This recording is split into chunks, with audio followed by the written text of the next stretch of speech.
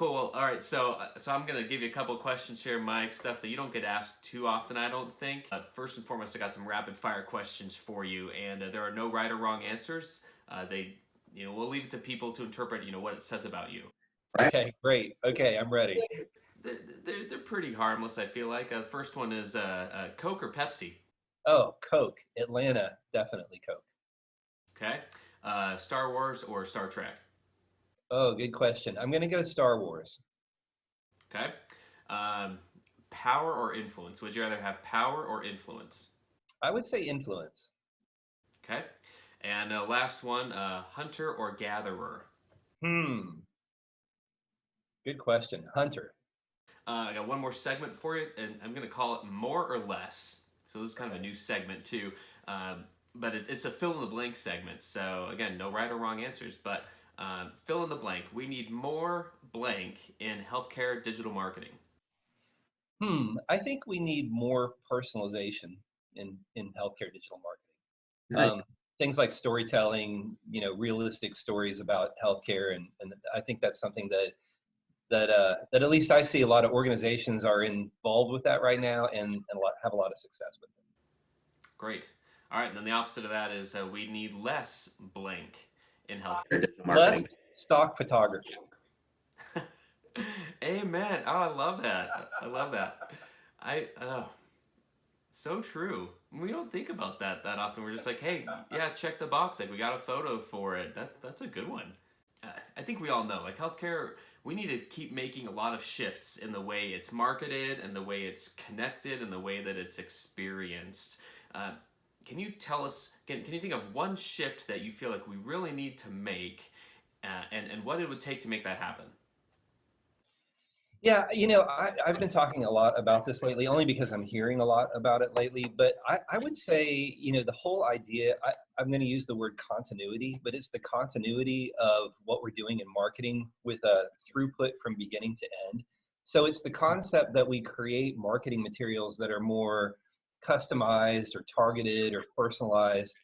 And then it's the idea of delivering those to the right audience with a call to action, and then in the end with some measurable way of analyzing the data. So what we get from that, in my opinion, is continuity, where you can go in and you can take a look at something that's personalized, gets delivered. You know what kind of throughput you're getting in call to action, and then you've got analytics tools to allow you to understand more about if it's good, if it's bad, how to tweak it, and those kinds of things. So it's that whole package of the data plus the message. So we've had a lot of those pieces in the past. Why are they still like pieces in separate parts?